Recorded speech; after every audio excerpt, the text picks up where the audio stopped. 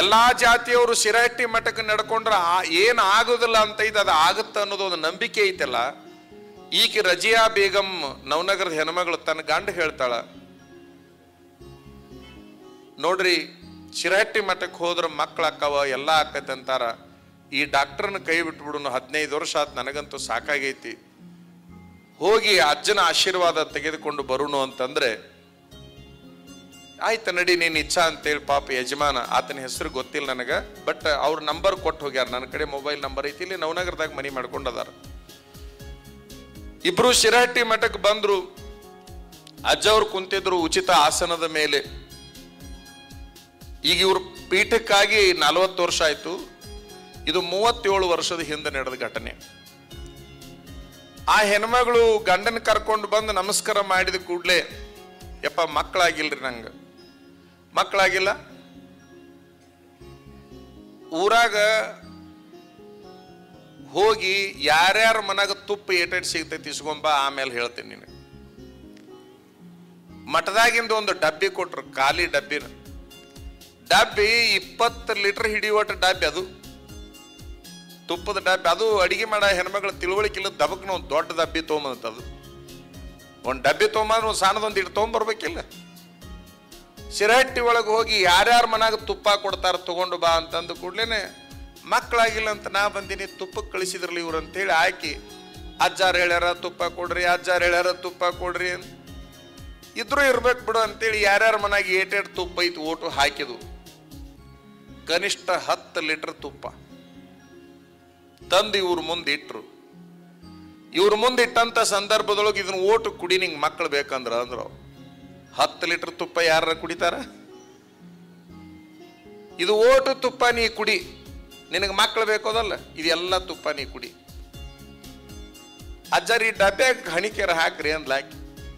ಇದು ಆಕೆ ಹೇಳಿದ್ದ, ಇದು ನಾ ಹೇಳಿದ್ದಲ್ಲ. ಅಜ್ಜಾರ ಡಬ್ಬ್ಯಾಗ ಹಣಿಕೆರ ಹಾಕ್ರಿ, ಊರ್ ಮಂದಿ ಉಣ್ಣುವಾಟ ತುಪ್ಪ ತಗೊಂಬಂದಿನಿ, ನೀವು ಒಬ್ಬಕ್ಕೆ ಕುಡಿ ಅಂದ್ರೆ ಹೆಂಗ್ ಕುಡಿಲಿ? ಬೇಕಂದ್ರೆ ಕುಡಿ, ಇಲ್ಲ ಅಂದ್ರೆ ನಡಿ ಅಂದ್ರಿ ಇವ್ರು. ಮಕ್ಕಳು ಬೇಕಂದ್ರೆ ಕುಡಿ, ಇಲ್ಲ ಅಂದ್ರೆ ನಡಿ. ಗಂಡ ಅಂದ, ಆಗಿದ್ದಾಗ್ಲಿ ಹೊಡಿ ಅಂದವ. ಅದೇನು ಕುಡಿ ಅಂದಾರ ಅವ್ರು, ಈಗ ಕುಡಿ ಅಂದಿಲ್ಲ. ಈಟೀಟ 6 ತಿಂಗಳಾಗ್ಲಿ ಒಟ್ಟೊಟ್ಟೆ ಕುಡ್ಕೊಂತ ಕುಂದ್ರ ಅಂದವ. ಮಕ್ಕಳು ಬೇಕಂತ ಮಠಕ್ಕೆ ಬಂದಿ ಅಂದ್ಮೇಲೆ ಅವ್ರು ತುಪ್ಪ ಕುಡಿ ಅಂದಾರ, ನೀನು ಓಣ್ಯಾಗ ಹೋಗಿ ಒಂದು ಈಟ್ ತರಕ್ ನಿನ್ಗೇನಾಗಿತ್ತು? ಊರೆಲ್ಲ ಅಡ್ಡಾಡಿ ಡಬ್ಬಿ ತುಂಬಿಸ್ಕೊಂಡ್ ಬಂದಿ ಹೊಡಿ ಅಂದವ. ಆ ಮಗ ಏನು ಕುಡಿಯವಲ್ಲ ಬಿಡವಲ್ಲವ? ಅಂದವ. ವಿಚಿತ್ರ ಅಂದ್ರೆ ಆ ಹೆಣ್ಮಗಳು ಒಂದು ದೀಟೆ ಬಾಯಾಗ ಹಾಕೊಂಡು ಅಜ್ಜನ್ ಲೀಲಾ ಇಡೀ ಡಬ್ಬಿ ಒಳಗೆ ಎಷ್ಟು ತುಪ್ಪಿತ್ತು ಅಷ್ಟು ತುಪ್ಪ ಕುಡಿದ್ಲು. ಅಷ್ಟು ತುಪ್ಪ ಕುಡಿದ ಮೇಲೆ ಅಜ್ಜವ್ರು ಹೇಳಿದ್ರು, 5 ಅಮಾವಾಸ್ಯೆ ಮಠಕ್ಕೆ ಬಾ, 5 ಅಮಾವಾಸ್ಯೆ ಗದ್ದಿಗೆ ನಡ್ಕೋ, ನೀನು ಕರ್ತೃ ಗದ್ದಿಗೆ ನಡ್ಕೋ, ಫಕೀರೇಶ್ವರನ ಗದ್ದಿಗೆ. ಆಯ್ತು ಅಂತ ಹೇಳಿ ಆಕಿ 4 ಅಮಾವಾಸ್ಯೆಗೆ ಬಂದ್ಲು. ಇವ್ರು ಮೊದಲೇ ಹೇಳಿದ್ರು 4 ಅಮಾವಾಸ್ಯೆಗೆ ಬಾ, 5ನೇ ಅಮಾವಾಸ್ಯೆಗೆ ಮತ್ತೆ ನಂಗೆ ಭೇಟಿಯಾಗ. 5 ಅಮಾವಾಸ್ಯೆಗೆ ಬಂದು ಭೇಟಿಯಾದಂತ ಸಂದರ್ಭದೊಳಗ ಒಂದು ಕಾಯಿನ ಆಕಿನ ಉಡಿಯೊಳಗಿಟ್ಟು ಇದನ್ನು ಒಯ್ದು ಗದ್ದಿಗೆ ಒಡಸು. ಆಯ್ತು ಅಂತೇಳಿ ಆಕೆ ಏನ್ ಮಾಡಿದ್ಲು ಅಂತಂದ್ರೆ, ಅಲ್ಲೇ ಪಲಂಗದ ಮೇಲೆ ಇರುವುದು ಒಂದು ಕಾಯಿಯನ್ನು ಉಡಿಯೊಳಗಿಟ್ರೆ ಹೋಗಿ ಗದ್ದಿಗೆ ಒಡಿಸಿದ್ಲು. ಅದ್ರಾಗ ಕೊಬ್ಬರಿ ಇರಲಿಲ್ಲ, ಅದ್ರಾಗ ತೆಂಗಿನ ಸಸಿ ಬೆಳೆದು ಸುಳ್ಳಿ ಸುತ್ಕೊಂಡಿತ್ತು. ಹಿಂಗ್ ಸುಳ್ಳಿ ಸುತ್ಕೊಂಡು ಹಿಂಗ್ ನಾಗರಾವ್ ಎದ್ದಂಗಾಗಿತ್ತು. ಅದ್ರಾಗ ಸಸಿ ಹೊರಗೆ ಹುಡ್ತಾವ, ಒಳಗೆ ಹುಡ್ತಾವ. ನಿಮ್ಮನೆಗೂ ತೆಂಗಿನಕಾಯಿ ಇಟ್ಟರೆ ಹೊರಮುಖವಾಗಿ ಹುಟ್ಟಿ ಎದ್ದು ನಿಂತಿರ್ತಾವ. ಜಗಲಿ ಮೇಲೆ ಇಟ್ಟಿರ್ತೀರಿ, ಎಷ್ಟೋ ಮಂದಿ ನೋಡಿವ್ ನಾವು.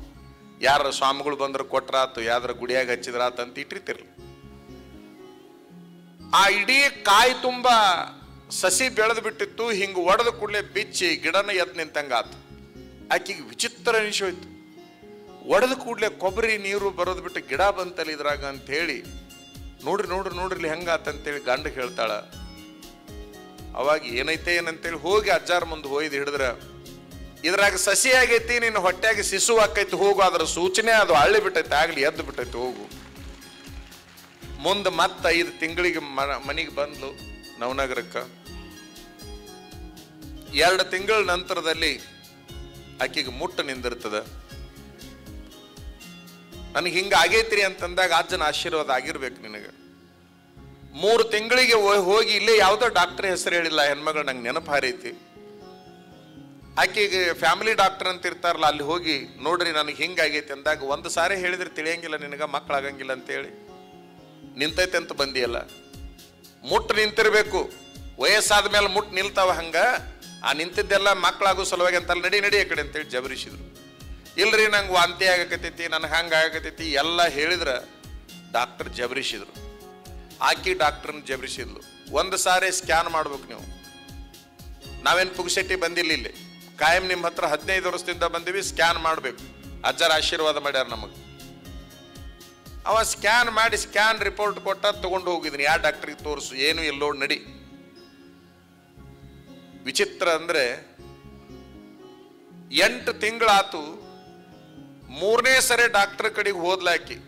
ಒಮ್ಮೆ ಹೋದ್ಲು, ಸ್ಕ್ಯಾನ್ ಮಾಡಿ ಕೊಟ್ಟ. 2 ಸರಿ ಹೋದ್ರು ಜಬರಿಸಿದ. 3ನೇ ಸಾರಿ ಕಪಾಳ ಕುಡಿಯಕ್ಕೆ ಹೋಗಿದ್ನಂತ. ಒಮ್ಮೆ ಹೇಳಿದ್ರೆ ತಿಳಿಯಂಗಿಲ್ಲ ನೀನು. ಹೊಟ್ಟೆ ಮುಂದಕ್ಕೆ ಬಂದೈತಿ. ಡಾಕ್ಟರ್ ನೋಡಿದ್ರೆ ಹೊಟ್ಟೆಯಾಗ ಏನೂ ಇಲ್ಲ ಅಂತ. ಹೊಟ್ಟೆ ಮುಂದಕ್ಕೆ ಬಂದದ. 8 ತಿಂಗಳು ಗರ್ಭಿಣಿ ಕಣ್ಣ ಕಾಣ್ತಾಳ. ಡಾಕ್ಟರ್ ನೋಡಿದ್ರೆ ಏನೂ ಇಲ್ಲ ಅಂತಾನ. ಮುಂದಾಕಿ ಮಠಕ್ಕೆ ಬಂದಿದ್ದಿಲ್ಲ. 8ನೇ ತಿಂಗಳಿಗೆ ಅವತ್ತಿನ ತನಕ ಕೂಸು ಹೊಳ್ಳಿದ್ದಿಲ್ಲ. ಆಕಿ ಹೊಟ್ಟೆಗಿನ ಕೂಸು ಹೊಳ್ಳಾಡಿದ್ದಿಲ್ಲ. ಬಹಳ ವಿಚಿತ್ರ ಅಂದ್ರೆ ಮುಂದೆ ಮತ್ತೆ ಮಠಕ್ಕೆ ಬಂದು, ಅಜ್ಜವ್ರ ನನಗೆ ಹಿಂಗೆಲ್ಲ ಆಗೈತಿ, ಇಷ್ಟು ಹೊಟ್ಟೆನೂ ಮುಂದಕ್ಕೆ ಬಂದೈತಿ, ಡಾಕ್ಟರ್ ನೋಡಿದ್ರು ಹೊಟ್ಟೆ ಕೂಸ ಇಲ್ಲ ಅಂತಾನ. ಆಕಿಗೆ ಏನು ತಿಳಿಲಾರ್ದಂಗಾಗಿ ಮಠದಾಗ ಬಂದು ಬೇಡಿಕೊಳ್ಳುವಾಗ ಆಶೀರ್ವಾದ ಕೊಟ್ಟ ಮೇಲೆ ಭಾಳ ಮಂದಿ ಮಠಕ್ಕೆ ಬರೋದು ಬಿಟ್ಟು ಬಿಡ್ತಾರ. ನೀವು ಹೊರಳಿ ಆಶೀರ್ವಾದ ತಗೊಂಡ ಮೇಲೆ ಫಲ ಸಿಕ್ಕ ಮೇಲೆ ಮಠಕ್ಕೆ ಬರ್ತೀಯಿಲ್ಲ ನೋಡುನಂತೇಳಿ ಅಲ್ಲಿ ತನಕ ಕೂಸನ್ನ ನಾವು ಮಿಸಿಗಿಸಿ ಕೊಟ್ಟಿದ್ದಿಲ್ಲ. ಇವತ್ತು ಅಜ್ಜನ ಫೋಟೋ ಮನಾಗಿಟ್ಟು ಪೂಜೆ ಮಾಡು, ನಿನ್ನ ಕೂಸು ಮಿಸಗತೈತಿ ಅಂತ ಒಂದು ಮಾತನ್ನ ಹೇಳಿದ್ರು. 8 ತಿಂಗಳದ ಹೆಣ್ಮಗಳು ಕರ್ತೃ ಫಕೀರೇಶ್ವರನ ಭಾವಚಿತ್ರವನ್ನು ತೆಗೆದುಕೊಂಡು ಹೋಗಿ ಮನೆಯೊಳಗಿಟ್ಟು ಮಂಗಳಾರತಿಯನ್ನ ಮಾಡಿ, ಮುಸ್ಲಿಂ ಹೆಣ್ಮಗಳಾಗಿದ್ರು ಕೂಡ ಹಿಂದೂ ಧರ್ಮದ ಪ್ರಕಾರ ಪೂಜೆಯನ್ನ ಮಾಡಿ ಮಂಗಳಾರತಿಯನ್ನ ಮಾಡಿ, ಆ ಮಂಗಳಾರತಿ ತಳಗಿಡದ್ರೊಳಗ ಕೂಸು ಹೊಳ್ಳಾಡಕೈತಿ ಅಂತ ಹೊಟ್ಟ್ಯಾಗ. ಮತ್ತೆ ಮರುದಿವ್ಸ ಹೋದ್ಲಾಕಿ ಡಾಕ್ಟರ್ಗೆ ತಲೆ ಕೆಟ್ಟೋಗಿತ್ತು. ಆಕೆ ಬಂದು ಕೂಡಲೇ ಹೊಟ್ಟೆ ರೂಮ್ ಅಂತಿತ್ತಂತ ಡಾಕ್ಟರ್ಗೆ. ಆಕೆ ಭಾಳ ಚಂದ ಹೇಳ್ತಾಳ ಅದನ್ನು. ನಾನು ನೋಡಿದ ಕೂಡಲೇ ಡಾಕ್ಟರ್ ವೀರಭದ್ರ ಅದಂಗೆ ಹಾಕಿದ್ದೇನ್ರಿ ಅಜ್ಜಾರ. ಮತ್ತೆ ಬಂದ್ಯಾ ನಿನ್ನ ಪೀಡಾ ಅನ್ನಂತವ. ಈ ಸಾರಿ ನೀ ಪರೀಕ್ಷೆ ಮಾಡ್ಬೇಕು ಮತ್ತು ಸ್ಕ್ಯಾನ್ ಮಾಡಬೇಕು. ಎತ್ಕೊಂಡೋಗ್ಲೇ ಅದನ್ನ ಅನ್ನಂತವ. ತೊಗೊಂಡೋಗಿ ಮಾಡ್ಕೊಂಬೋರಿ ಅನ್ನಂತ. ಸಿಟ್ಟು ಬಂದು ಆಶ್ಚರ್ಯ ಅಂತಂದ್ರೆ 8ನೇ ತಿಂಗಳಿಗೆ ಮತ್ತೊಮ್ಮೆ ಸ್ಕ್ಯಾನ್ ಮಾಡಿಸಿದ್ರೆ 8 ತಿಂಗಳದ ಕೂಸೈತಿ ನಿನ್ನ ಗರ್ಭದೊಳಗೆ, ಏನಿದು ಆಶ್ಚರ್ಯ ಅಂತ ಹೇಳಿ ಡಾಕ್ಟರ್ ಆಕಿನ ಹೊಟ್ಟೆ ಮುಟ್ಟಿ ಕೈ ಮುಗಿದ್ನಂತ. ಶಿರಹಟ್ಟಿ ಫಕೀರೇಶ್ವರ ಮಠದಲ್ಲಿ ಇಲ್ಲ ಹಿಂಗೂ ಇರ್ತೈತೆ ಅಂತ ಹೇಳಿ ಡಾಕ್ಟರ್ ಗಾಬರಿ ಆದ್ರು. ಅಜ್ಜವ್ರ ಮುಂದೆ ನನ್ನ ಮಗ ಗಂಡು ಹುಟ್ಟಿತು. ಇವತ್ತು ಆ ಗಂಡ ಮಗ ಎಲ್ಲದಾನ ಅಂತ ನಾ ಕೇಳಿದೆ. ಹರಿಹರದೊಳಗೆ ಆಕ್ಸಿಸ್ ಬ್ಯಾಂಕ್ ಮ್ಯಾನೇಜರ್ ನನ್ನ ಮಗ ಅಂತೇಳಿ ಅನ್ನೋ ಮಾತಂತೆ. ಹಿಂಗ ಯಾರು ಏನೇನು ಬಯಸ್ತಾರಲ್ಲ ಅವ್ರು ಎಲ್ಲರಿಗೂ ಕೂಡ ಅಜ್ಜ ಆಶೀರ್ವಾದ ಮಾಡಿದ್ದ.